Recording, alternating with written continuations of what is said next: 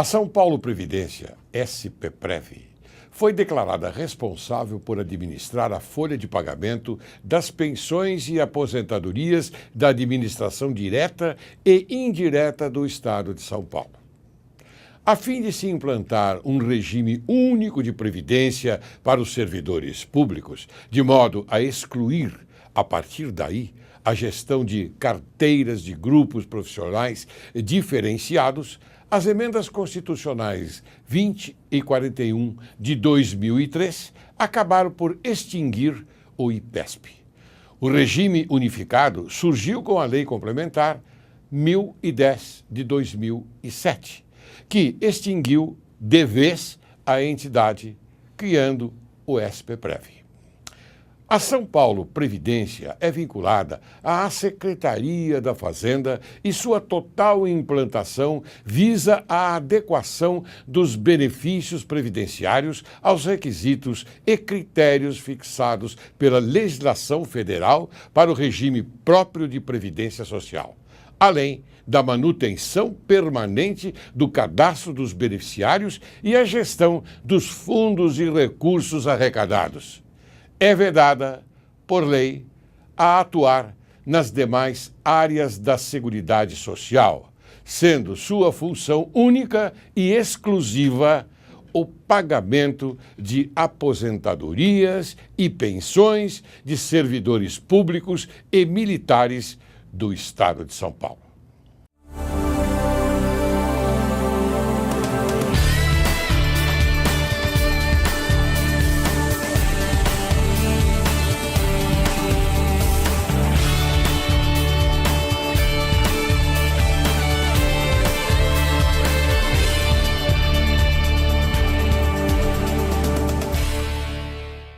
Hoje, Direito e Justiça em Foco conversa com um grande advogado de São Paulo. Eu digo grande advogado porque eu conheço e sei de suas incursões pelo judiciário em prol das pessoas que ele defende, inclusive do direito que ele leva ao judiciário para que prevaleça. Trata-se do Dr. Marco Antônio Cardoso. Dr. Marco Antônio Cardoso, ele é advogado na área civil, na área empresarial e previdenciária, principalmente a área previdenciária. Previdenciária e atuação preventiva e contenciosa. Graduado em Direito pela UNC, Universidade de Guarulhos, em 1995, pós-graduado em Direito Processual Civil, pela Rede de Ensino LFG Anhanguera, especialização. Conclusão, julho de 2013. Bem, é um advogado que tem um currículo enorme. Se eu fosse aqui falar do currículo, nós íamos perder a oportunidade de ouvi-lo. Então eu prefiro ouvi-lo porque, ouvindo-o, temos certeza absoluta daquilo que ele é. E você é que vai fazer a avaliação, meu caro telespectador. Como vai, doutor Marco Antônio Cardoso? Tudo bem? Tudo bem. É uma honra estar aqui no programa Direito e Justiça em Foco, pelo que agradeço imensamente esta oportunidade. Doutor Marco, a honra é nossa. Por quê? Porque você, me permita, vai levar ao telespectador um assunto importantíssimo a respeito do direito previdenciário. É uma curiosidade que todos têm, porque aquilo que nós vamos conversar aqui, tenho certeza, não é difundido pela televisão, enfim, pela imprensa, não é? No aspecto da informação verdadeira. Então, por isso que eu faço questão de falar inicialmente nesses termos, porque nós vamos levar ao telespectador uma informação que tenho certeza absoluta virá de você com muito orgulho para nós. Tudo bem? Tudo bem. Bem, veja, meu caro doutor Marco, você pode informar a mim e ao telespectador se o Estado paga ao aposentado o valor integral da aposentadoria ou há alguma redução percentual? Em princípio, houve muita dificuldade e hoje ainda nós, infelizmente, assistimos aí alguns problemas nesse tocante. Ele estava pagando, por exemplo, para pensionista de servidor público militar, a alíquota mais ou menos no importe de 75% do valor recebido quando o policial na ativa. E depois de muitas ações, de muitas demandas, as quais pode-se dizer que quase que unanimemente o Estado foi perdedor, é que começou então a contemplar. Mas ainda hoje nós temos aí a questão do corte das pensões devidas a filhas solteiras de policiais militares falecidos, onde mesmo após nós obtermos uma vitória, ainda que provisória, em tutela antecipada, que é pedido, depois nós podemos explicar um pouquinho melhor esse procedimento, nós verificamos que infelizmente a SPPrev, que é o atual órgão gestor, além de demorar para cumprir a ordem judicial, ainda sem razão alguma diminui. E nós, até hoje, incrível que possa parecer, nós não conseguimos ainda entender, nós estamos, inclusive, o jurídico no qual eu atuo, nós estamos tentando entender o porquê que eles fazem essa glosa indevida, porque eles não explicaram. Nós pedimos, inclusive, nós abrimos um procedimento administrativo para apurar, para verificar o porquê desse corte. Uma redução aí na base de 10%, 15%. A nossa pensionista que já teve o corte, que já teve a dificuldade com essa situação, mesmo após uma vitória judicial, ainda que provisória, ela teve, nesse restabelecimento por ordem judicial, teve uma diminuição. Ela não entendeu, nos questionou e, honestamente, nós não conseguimos porque não veio nenhuma explicação a esse respeito e tivemos, então, que instaurar um procedimento administrativo para tentar entender essa glosa indevida. Muito bem. Então, antes eu gostaria que o doutor explicasse ao telespectador o que é aposentadoria e o que é pensão. Pois não.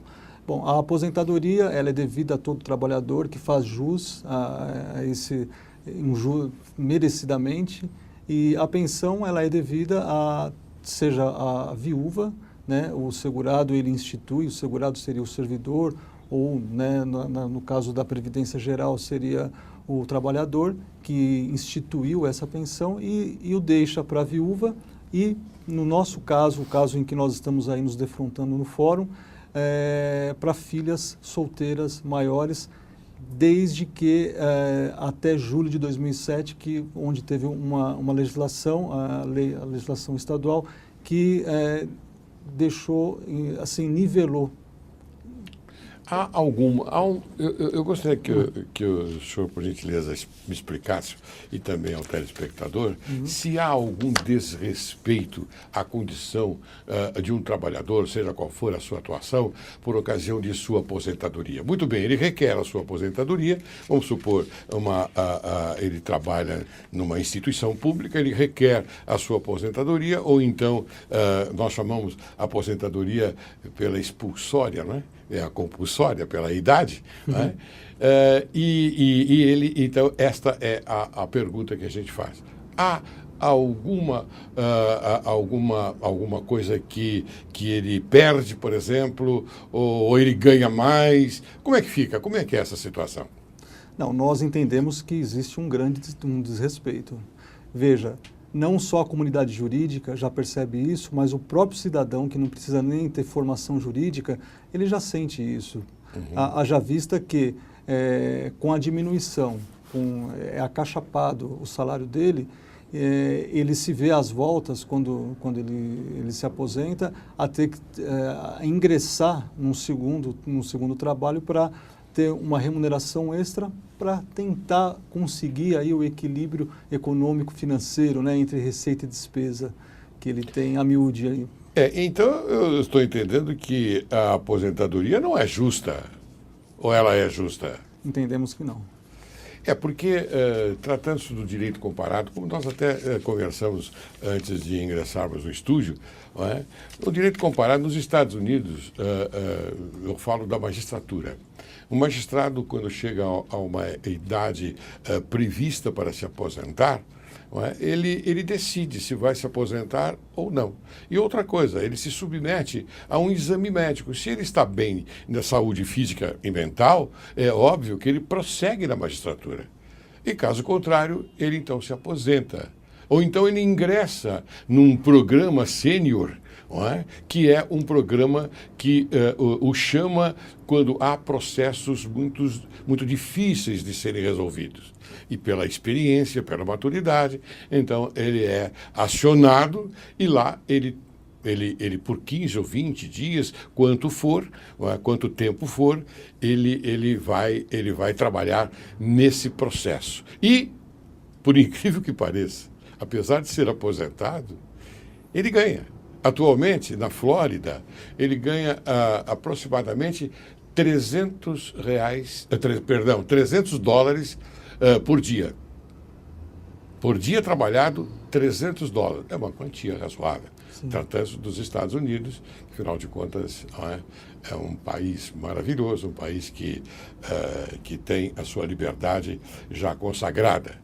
O que é que o senhor acha disso, doutor? Pois aqui, por isso que nós estamos sempre atentos para os novos advogados, para a gente estar sempre fazendo um trabalho de representatividade perante o Poder Judiciário. Porque, de fato, essa situação é uma situação que reclama sensibilidade. Haja visto que a pessoa, quando está trabalhando, ela contribui com 11% para a sua aposentadoria, para a Previdência. Eu ia tocar nesse assunto. Pois bem, então, e quando ela passa para inatividade, ou no caso do regime geral de Previdência, vem a aposentadoria, ela continua contribuindo com os mesmos 11%. Então, verificamos aí uma discrepância, está ferindo alguns princípios constitucionais, dentre eles o princípio da dignidade da pessoa humana, da solidariedade que a Constituição Federal inspira. Sabe que é o único país que eu falo isso até com uma certa ironia, me perdoem, é o único país que cobra do aposentado a 11% de aposentadoria após a sua aposentadoria. Sim. Então, veja, quer dizer então que eu, como aposentado, posso requerer uma nova aposentadoria? Veja, eu estou acompanhando a lógica. Se eu anteriormente pagava 11% e hoje eu continuo pagando 11%, então quer dizer que eu posso requerer uma nova aposentadoria, porque eu estou pagando. Sim. Como é que fica isso? É um raciocínio jurídico a ser empregado e nós... Já é uma ideia que eu estou dando aí para o senhor. É uma ideia interessante. Evidentemente que nós não podemos fazer vista grossa e esquecer que existe uma emenda constitucional e equivale, tem força, tem a mesma força cogente da Constituição Federal, nossa lei maior. Então, nós ainda teríamos que enfrentar aí vários embates jurídicos, mas também não podemos esquecer que temos ao nosso favor a Lei de Introdução ao Código Civil, o direito comparado e nunca esquecer, jamais, que o direito ele vem a reboque dos acontecimentos. Então, cabe a nós, operadores do direito e especialmente os advogados, não perderem essa combatividade. A vida do advogado é pedir, é requerer, é suplicar, né? E deixa para que o magistrado decida. Desde que você faça uma peça bem fundamentada, você deve ir buscar o direito. Até porque essas classes, elas são muitas vezes, boa parte da sociedade não consegue ver assim, mas eles se sentem sozinhos. Até as pensionistas que eu tenho representado, elas falam, olha doutor, fale por nós somos sozinhas. Então, assim, nós nunca devemos pensar assim, não, aqui tem uma pedra no assunto, não há nada mais a ser feito. Não, vamos buscar. Vamos buscar o direito e a justiça. Nós estamos num Estado de Direito democrático. Sim. Né? Então, nós vamos buscar a justiça para aqueles que, afinal de contas, a pedem. Não é isso? E se nós, operadores do direito, não pedirmos o advogado, que é indispensável à administração da justiça, ele não ter essa diligência, não ir buscar, ele é a voz das pessoas, da sociedade. Claro. Se ele não for buscar, quem que vai falar por essas minorias especialmente? Claro. Né? Então a gente precisa, de fato, estar sempre lutando para tentar obter resultado positivo nessas demandas que nós entendemos que tem justiça. E olha, o que eu digo, lute em primeiro lugar pela justiça. Trabalho ético, um trabalho honesto, e a questão assim dos honorários, né, os advogados Sim, novos claro. que estão começando, eu falo de forma bem firme, não pense, isso é consequência natural. Pense primeiro em defender, pense primeiro em buscar o direito e lutar pelo que é justo. Os honorários vão ser uma consequência, honorários vêm de honor, honra, quer dizer, é uma honra atribuir, né, uma justa paga por um trabalho que tenha sido justo, ético, eficiente, diligente. E também uma coisa que assim, é interessante a gente colocar da prática forense, não pensem os advogados que juízes, as turmas julgadoras nos recebam mal. Não, isso não é verdade. Eu quero fazer um justo louvor, porque se você tem um trabalho fundamentado, se você acredita no seu trabalho, daí a importância de você não pensar em primeiro lugar na questão de remuneração. Se você tem um trabalho bem fundamentado, colaborando para a segurança jurídica, você é bem recepcionado, porque os juízes e os nossos desembargadores, pelo menos com os quais eu tenho tratado, eu tenho despachado, eu tenho conversado, eles recebem muito bem o advogado que se esmera num tema, no assunto, que estuda, que é diligente. Eles esperam isso. Fundamenta bem a sua peça, né? Bem. E daí nós entendermos agora melhor como o advogado é indispensável à administração da justiça. É o tripé da justiça, né? É o tripé da justiça. Advogado, Nunca vamos... Ministério Público e a magistratura. Nunca vamos desmerecer. E nós devemos lutar também, uma coisa que a gente assiste, infelizmente a gente vê no dia a dia, muitas vezes o Estado não cumpre a lei. Ele deveria ser o primeiro a cumprir a lei e ele não cumpre. Então, o trabalho do advogado, nesse sentido, ganha uma relevância muito grande, porque ele deve lutar para que a lei seja cumprida, para que o Estado também ele seja colocado numa situação de ter que cumprir a lei. Ele é o primeiro, ele tem que ser o primeiro a cumprir a lei. Ele deve dar o exemplo. E o advogado ele é indispensável nesse sentido, para fazer valer a justiça, o direito das minorias, para poder realmente representar. Porque senão, nos preocupa um pouco isso, nós vamos poder deixar prejudicado, talvez, o Estado democrático de direito, o devido processo legal. Se nós não fizermos isso, corre esse risco. A Constituição Federal de 88, depois de tantos esforços, depois de termos assistido um regime de exceção por algumas décadas, por 2 décadas, nós tivemos uma dificuldade de ter essas conquistas. Nós, advogados, não podemos transigir com essas conquistas. É um dever, obrigação, né, doutor? Eu fico muito contente, viu, doutor Marco, ouvindo o senhor falar bem do judiciário. Eu sei que o senhor fala de coração. Sim, e pela verdade. sua própria experiência, não é? Pelo seu dia a dia. Sim. Não é? E eu fico muito contente com isso. E eu quero aqui deixar bem claro ao telespectador que o doutor Marco é um advogado, como eu disse inicialmente, de um nível altamente bom e elevado. Por isso que ele está hoje aqui no programa Direito e Justiça em Foco, conversando com você a respeito do direito previdenciário. Bem, doutor Marco, vamos agora dar sequência à matéria abordando outro aspecto da aposentadoria. Pois não. Muito bem. Quais as possíveis razões nas quais baseia-se o Estado, através da SPPREV, órgão gestor do sistema previdenciário estadual, para o corte das pensões destinadas a filhas e de policiais militares falecidos? Existe base jurídica, ou seja, fundamento, para esse cancelamento? Todo respeito ao órgão gestor atual, e entendemos que não. Eles tentaram se basear numa legislação federal, que é a Lei de Previdência Geral, e essa lei ela é de 1998. Até nós, advogados dessa área, nos surpreendemos, porque a forma como foi conduzido o assunto causou surpresa. Eles fizeram uma portaria com base num parecer em que pese o brilhantismo do parecer, nós entendemos que não poderia se aplicar da forma como foi aplicada, e editou uma portaria no início de dezembro de 2012, com base nessa portaria, com base numa legislação federal que entende que os regimes previdenciários estaduais próprios, específicos, devem também se adequar ao regime geral da Previdência. Eles editaram essa portaria e, com base nessa portaria, então, como eu dizia, foram cortando, fazendo o cancelamento dessas pensões.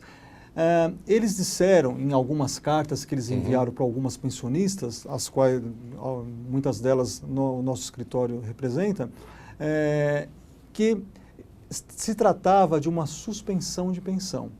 Mas não foi isso que ocorreu na prática, porque muitas delas, além de não receberem nenhuma carta, nenhum prévio aviso, elas ficaram sabendo da pior forma, ou seja, ao consultar o seu extrato ou saldo bancário, ou simplesmente tentar fazer uma retirada simples, verificaram, muitas na metade de dezembro, outras no último decênio de dezembro, quando nós temos então o nosso recesso forense, ficaram sabendo então do Código da Pensão. Nós não pudemos nem acionar o judiciário de forma imediata, tivemos que aguardar o retorno depois do dia 8 de janeiro e começamos evidentemente a ingressar com uma ação para restabelecer essa pensão que foi cortada de forma abrupta, sem prévio aviso, sem nenhum procedimento administrativo prévio. Nossa. Escuta, doutor Marco, me diga uma coisa, o que o senhor acaba de nos contar, não é? Pela reflexão, não se trata de uma ofensa ao direito adquirido, mas o senhor, por gentileza, vai responder isso após o intervalo. Perfeitamente. Eu agora vou chamar um pequeno intervalo e aí depois nós vamos continuar com esta gostosíssima conversa. Muito obrigado. Você aguarde, logo, logo retornaremos.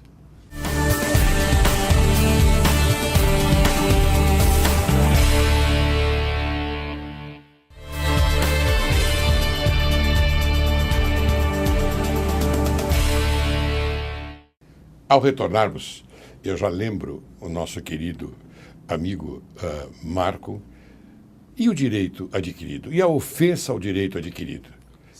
Sem dúvida houve, e é um dos elementos da nossa tese, quando nós vamos buscar o restabelecimento da pensão, nós entendemos com uma certa tranquilidade que houve sim a afetação ao direito adquirido. Nenhuma dessas pensionistas recebem há menos de 5 anos a pensão, muitas recebem há quase 10 anos, outras até há mais de 10 anos. Então, de fato, houve ofensa ao direito adquirido, ao ato jurídico perfeito. Nós entendemos que uma lei ela não pode retroagir, a não ser para beneficiar, para prejudicar, jamais. E essa é uma pensão vitalícia. Aliás, ela é o artigo 40 do artigo 5º da Constituição. Artigo 5º da Não é Constituição. Isso? Artigo 40 é uma cláusula pétrea. Sim, cláusula pétrea. E com isso nós entendemos que violou, né, a segurança da relação jurídica, sobretudo porque, de fato, como eu já disse, eu acho importante ressaltar isso, não houve procedimento administrativo. Não houve prévio aviso. E ainda que tivesse ocorrido, nós entendemos que, quando foi instituído a pensão, quando por um ato administrativo correto porque foi dado sob a égide de 2 diplomas legais estaduais próprios do servidor militar, que é uma classe especial, que tem um regime previdenciário próprio, ela fez... quando ele instituiu, o ato que instituiu, correto. E o ato que revogou, que tentou anular, nós entendemos que fere o direito adquirido. É uma violência, né? E quando eu digo nós entendemos, não só o advogado aqui que fala, juízes, turmas, sim, claro, julgadoras, né, câmaras, né?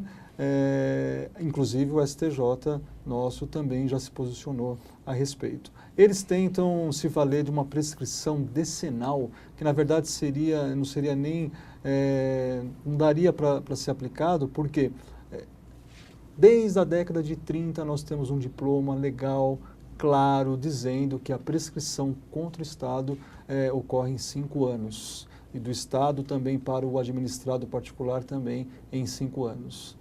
É uma matéria relativamente objetiva e que não comporta tantas dúvidas, que tem tentado se levantar dúvidas. Nós entendemos que a prescrição é de fato quinquenal.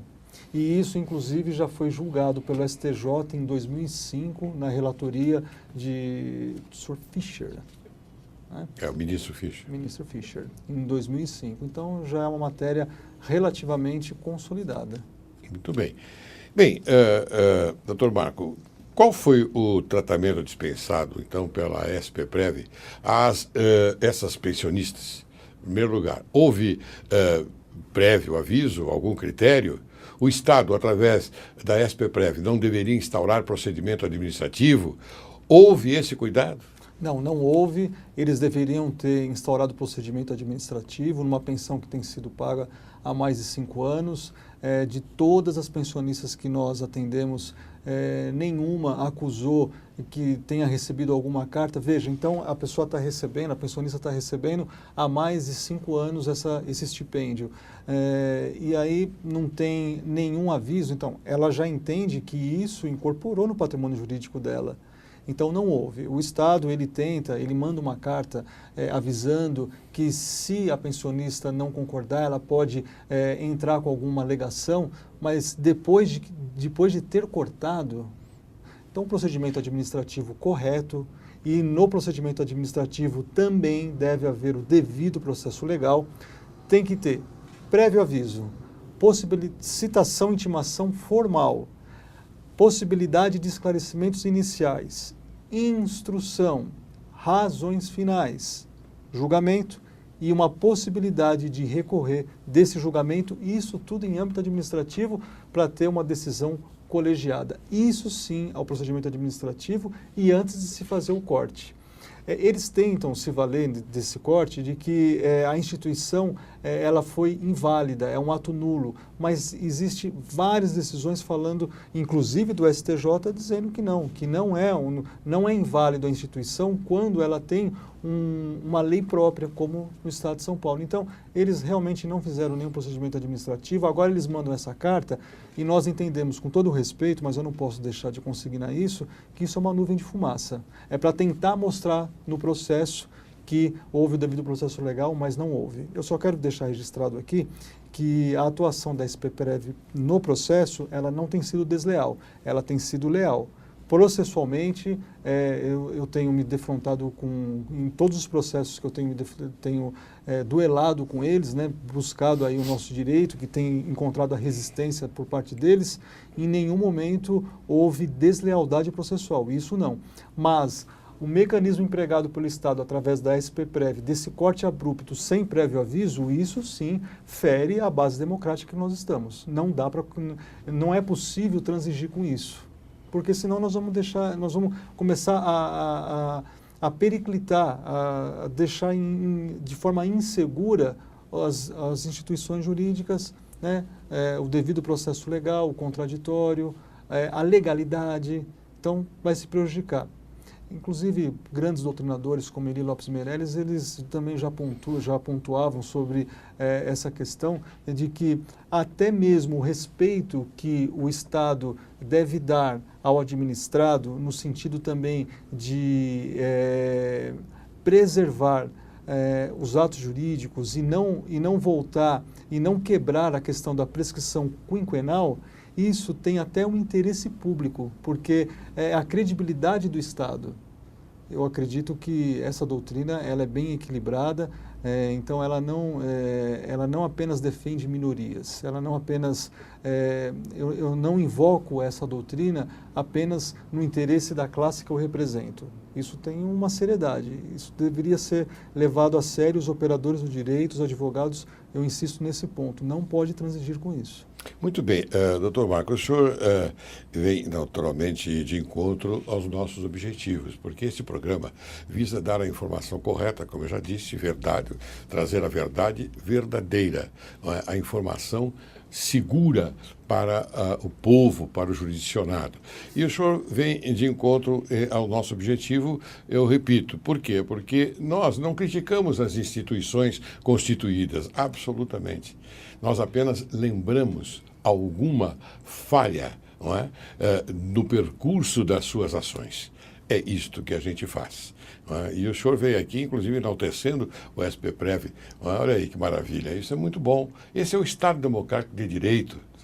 Esta é a paz, essa é a alegria de convivermos, não é? Na boa convivência. Sim. Olha aí, até a gente coloca dessa forma para que o povo entenda aquilo que, afinal de contas, nós queremos dizer.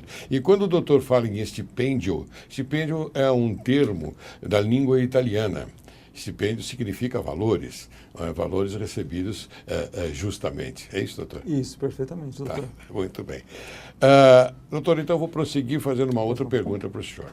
Quais as medidas judiciais cabíveis para se tentar o restabelecimento da pensão? E qual o tempo aproximado de duração do processo? Há alguma medida de urgência para o retorno da pensão? Isso interessa muito ao pensionista, né? Interessa sobretudo. Particularmente, nós entendemos que o melhor remédio, nesse caso, com todo respeito a posições distintas dessa, nós entendemos que o melhor remédio seria uma ação comum de rito ordinário, que nós chamamos de ação ordinária, é procedimento ordinário, mas pedindo uma tutela antecipada. Porque, veja, dessa forma eu consigo garantir simultaneamente a urgência e também o devido processo, já que nós estamos falando do devido processo legal, vamos ser leais. O magistrado, entendendo que deva abrir uma maior dilação probatória, ele pode nos conceder a tutela, já que nós estamos tratando de benefício previdenciário, portanto, com caráter alimentar, regime de urgência, não pode ser protelado, não pode aguardar o curso normal e necessário de um processo, deve ser in liminis, liminarmente, deve ser antecipado parcialmente os efeitos da tutela. Então, nós entendemos que com essa ação, com esse procedimento, nós entramos com uma ação de rito comum, uma ação ordinária, e deixa o juiz confortável, o magistrado confortável, se ele quiser, ele poder produzir prova, contraditório, outras provas que ele entenda necessário, porque, veja, a pensionista, ela está agindo com lealdade. Então, se for necessário produzir uma prova, qualquer tipo de prova, ela não se furta a isso. E até nós também deixamos muito claro que nós jamais acobertaríamos situações que significasse fraude, que significasse que fosse assim, não correspondente à realidade. Então, realmente, a pensionista ela tem que ser, além de filha, evidentemente, solteira. Né? Então, o estado civil de casado jamais, mas ela poderia ter a união estável e não estar casada oficialmente. Nesse caso, nós nem patrocinamos. E se ela tivesse nesse caso, ela realmente não faz jus à pensão. Então, o magistrado ele fica com essa tranquilidade processual para poder produzir a prova, mas, de início, ele já concederia a tutela, se ele estiver convencido também, em face dos argumentos que nós apresentamos. Nós estimamos, e aqui eu também quero, sem nenhum favor, eu quero fazer um louvor aqui ao nosso judiciário, porque desde janeiro nós estamos propondo essas ações e nenhuma o magistrado levou mais do que 10, 15 dias para apreciar e nos conceder a tutela. Ou, mesmo não concedendo, apreciou o pedido e que aí nos permite entrar com recurso de agravo de instrumento, que é um recurso processual, para despachos iniciais que não concede a tutela, nós ingressamos com... E também a Câmara, as turmas julgadoras do nosso egrégio Tribunal de Justiça também tem processado, feito rapidamente, tanto que eu já obtive, junto ao nosso Tribunal de Justiça, uma decisão colegiada, em menos, nesse prazo, nesse interregno de um mês, já conseguimos uma decisão definitiva uma decisão definitiva que eu digo assim, julgou a tutela e determinou o restabelecimento, então,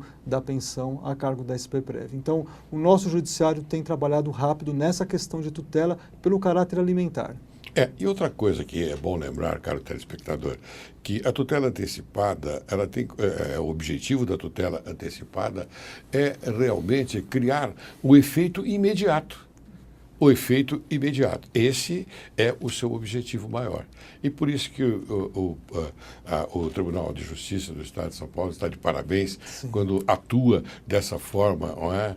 Reparando um dano que poderá ocorrer durante algum tempo, mas ele antecede concedendo essa tutela antecipada. Isso é importantíssimo, não é? E eu só quero deixar registrado porque algumas pensionistas que não tiveram ainda a tutela deferida poderiam estar pensando, mas por que no meu processo isso não aconteceu? Porque exatamente o sistema previdenciário, o direito previdenciário em nosso país, verdade seja dita, ainda não está sedimentado, não está pacificado. Então a comunidade jurídica, e isso também os juízes e desembargadores, ainda está dividida sobre o tema, né?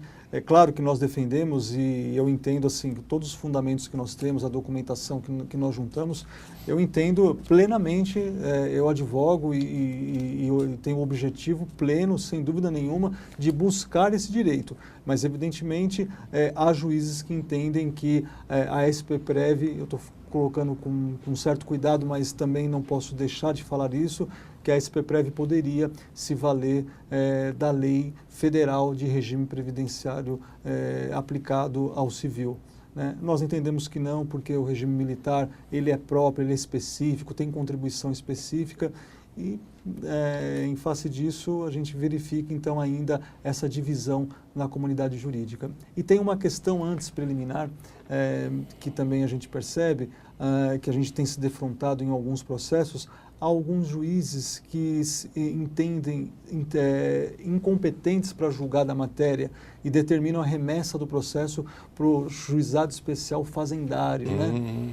E isso, então eu quero dar essa, como se eu estivesse dando uma satisfação aqui para algumas pensionistas que, poxa vida, fique à vontade. Eu não só não ganhei ainda, como o meu pedido nem foi apreciado, porque aquelas que não tiveram a tutela, nós já entramos com recurso, né? Mas tem algumas que não tiveram nem o pedido apreciado. Por quê? Exatamente porque tem essa questão incidental, essa questão procedimental. Então, e nós devemos também, com essa decisão, com todo o respeito ao entendimento contrário, nós também não concordamos com ela e nós entramos também com agravo do instrumento. Por quê? O juizado especial não vai permitir agravo do instrumento, não vai ter a celeridade. Claro. Sabe, doutor Marco, eu faço parte de um grupo muito importante em São Paulo, que é o Grupo de Apoio à Justiça, e quando nós iniciamos lá atrás, há algum tempo, né, nós também o fizemos no juizado especial aqui do direito público. Sim. Né? Então nós tivemos acesso a esse tipo de coisas que o senhor está contando. Né?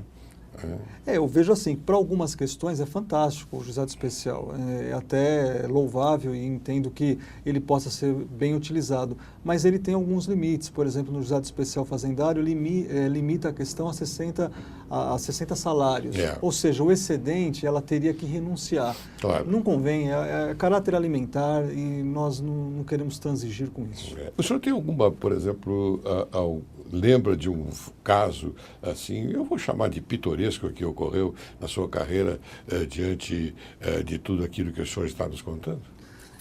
Porque eu já estou caminhando para o final do programa, viu? Lamentavelmente. Eu peço até desculpas a você, caro espectador, interessado no assunto, porque é um assunto realmente interessante, mas nós estamos já caminhando para o final. Então, por favor, tem algum caso pitoresco que possa contar para a gente? Olha, pitoresco não me ocorre. O que a gente tem percebido é assim, eu acho que nesse sentido sim poderia se dizer que é pitoresco, é interessante. As pessoas, as pensionistas, muitas vezes elas não conseguem entender toda essa problemática e algumas falaram, eu nem sei se pitoresco, mas talvez elas tenham até razão. Elas falaram, mas espera aí, antes de ingressar com a ação, antes de apresentar a documentação, assinar a procuração para nós representarmos a pensionista, ela falou assim, mas se tem lei própria, se o doutor aqui está me dizendo que o regime previdenciário tem uma lei própria e que essa lei da Previdência é uma lei para civil, o Estado não poderia fazer isso. Mais fácil. Pois é, e aí a gente, desculpa, mas a gente é obrigado a colocar a seguinte situação. Pois é, o Estado faz, mas não é porque tem lei que o Estado ele vai cumprir. O Estado, mas ele é campeão de ações. Ele é campeão de ações, é o que nós assistimos. E isso também tem até um aspecto cultural histórico. Né? Histórico isso. O nosso país tem algumas administrações que, no mínimo, questionáveis. E assim, não querendo falar mal, eu sou apartidário, mas eu aceitei uma procuração, aceitei um mandato e tenho que representar as nossas pensionistas, os nossos aposentados, são minorias, e se não tiver nenhum advogado que fale, quem falará por eles? Eu o cumprimento por as suas palavras, porque percebe-se que o senhor, Dr. Marco Antônio Cardoso, é uma pessoa, é um profissional do direito bastante responsável.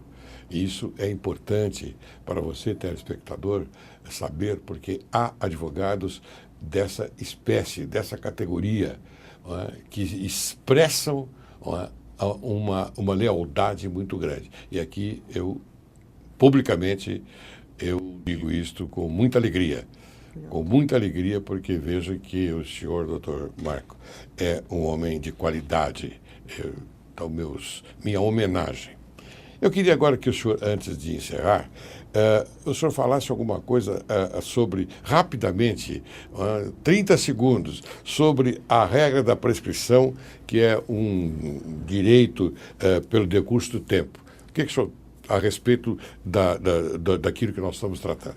Embora já foi comentado, mas é exatamente isso. Nós entendemos que para o Estado prescreve em 5 anos qualquer possibilidade de revisão de ato administrativo. Por quê? Veja, o servidor público, o servidor militar, ativo ou inativo, a pensionista, quando vai buscar algum direito, ela perde todo e qualquer direito que esteja sendo questionado e que tenha sido dado há mais de 5 anos. Ora, se existe prescrição para o servidor, deve ter a prescrição também para o Estado. E tem lei para isso. Muito bem. Então, rapidamente, também sobre o cancelamento das pensões, como posiciona-se a jurisprudência a respeito desse assunto? Para ser justo, nós entendemos que existe ainda uma divisão, mas eu entendo que temos uma ligeira vantagem. Por quê?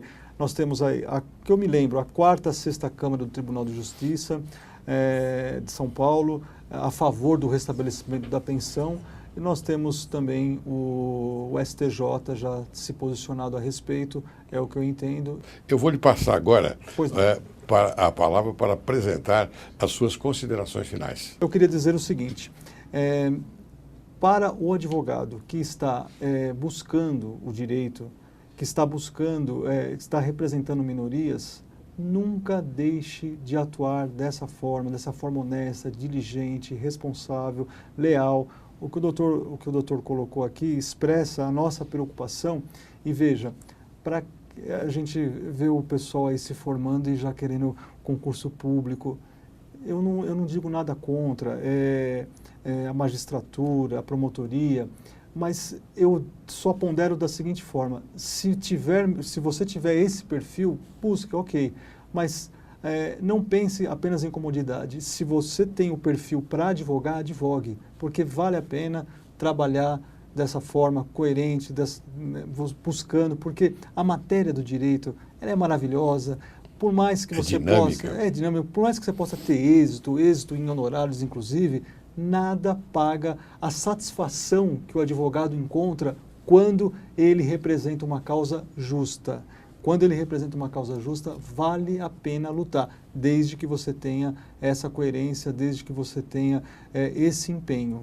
E as pessoas precisam sim de advogados que eles se organizem, tenha essa ética, tenha essa honestidade, essa coerência. Muito bem, doutor Marco. Olha, Direito e Justiça em Foco apresenta ao senhor agora a honra de tê-lo aqui. Foi uma honra muito grande. Eu que agradeço. E o senhor desenvolveu o tema com sabedoria. E a sua sabedoria, tenho certeza absoluta, passou para o telespectador. telespectador ficou contente com as palavras que ouviu do senhor. Portanto, eu mais uma vez agradeço, não é? E eu o classifico como um homem que dignifica sobremaneira a nobre classe dos advogados. Muito obrigado. Muito obrigado, doutor.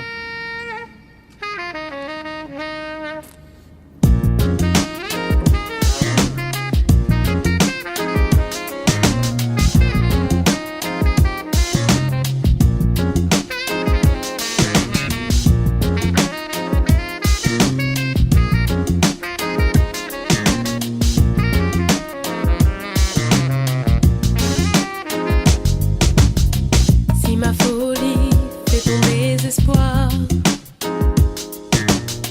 ne m'en veux